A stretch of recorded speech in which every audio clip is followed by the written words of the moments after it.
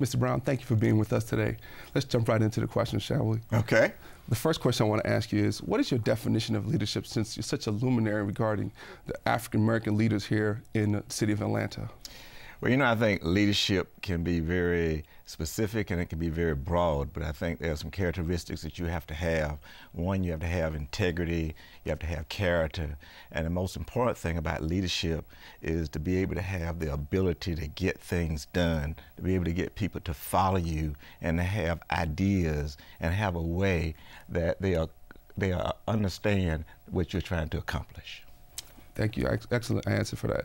Another question I have is, you've done so much in your lifetime. Now we're in the 21st century. Right. Do you think we need a different type of leadership, a leadership style for African Americans in the 21st century as opposed to the 20th century?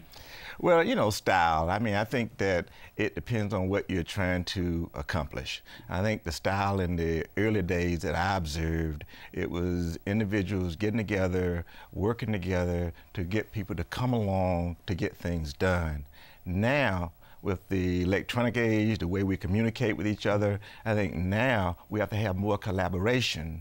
We have to have more consensus building. But yet, at some point, you got to make a decision. You got to determine what you're going to do in order to accomplish the goal at hand. Excellent. Do you think that African-American leaders in the 21st century have different challenges, internally and externally? Because, you know, there are challenges within the community, but there are also external challenges that leaders have to confront on a day-to-day basis. Do you think that is something new in the 21st century that they may have to confront? I think so. I think we have the history now of the civil rights movement that that we all lived in during that period of time, those of us that are baby boomers. And we look at the 21st century, and I think we're able to see and build from that foundation. But the key is, I think, in the 21st century, we're a lot more educated. You know, back in the early days, you know, just getting a high school education, you know, was a goal. But now we have more African Americans that are educated with advanced degrees. And so therefore, when you look at what we have before us and you look at the issues and the challenges, a lot of them are the same. But the approach that we use now is being able to get people to work with us to see the challenge, to see the problem, and then work together to be able to accomplish it. Interesting. What about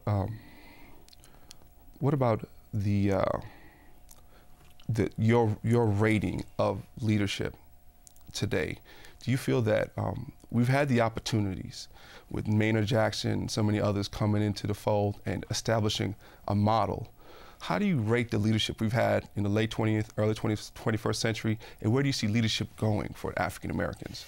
Okay, when you talk about rating leadership, you know, you can look at it on a scale of 1 to 10, with 10 being high and 1 being low. And I think it depends on the challenges of the time.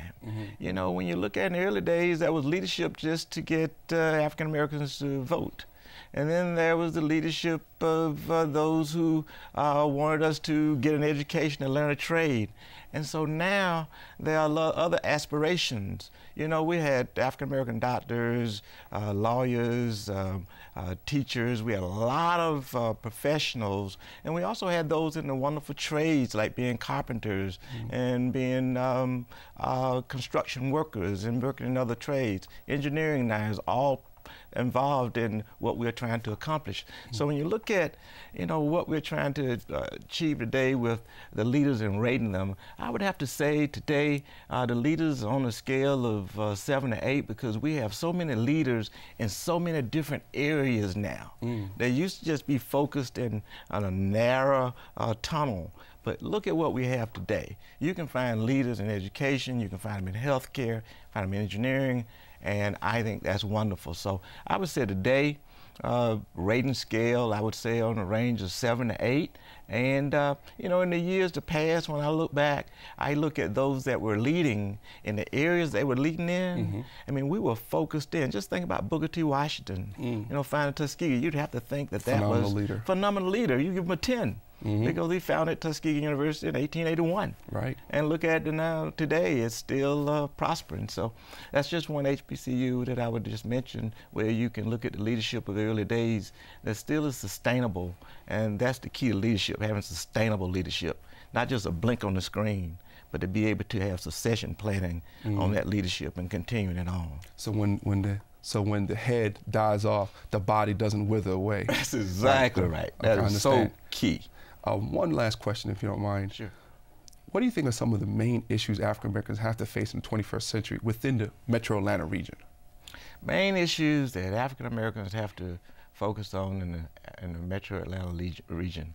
You know, I think one of the key ingredients is we all used to be congregated in one community in Metro Atlanta. That used to be in the heart of Atlanta. Right. But now you have African Americans throughout. You have them, the GAW, Cobb, you have them in Douglas and Clayton. And so, you know, instead of operating in pockets, I think what we have to do is have a coordinated relationship, because we all joined at the hip. I mean, if we're dealing with issues in the GAW, they're all related to what happens in Atlanta, what happens in Cobb, what happens in Douglas and Clayton. And so now, instead of us operating in silos, we have to connect, and we have to look at the issue as a whole, and then it spreads throughout the entire state of Georgia. When you're in traffic, just because you're in traffic in the GAW doesn't mean that you're not going to be congested when you get in Atlanta or when you get in Clayton. But so you have to have a holistic plan to be able to deal with solutions. And so I think the challenge today is that we're all in it for the good of the whole, and we're not operating on an individual basis. Thank you. Thank you for your words of wisdom, Mr. Brown. Very welcome.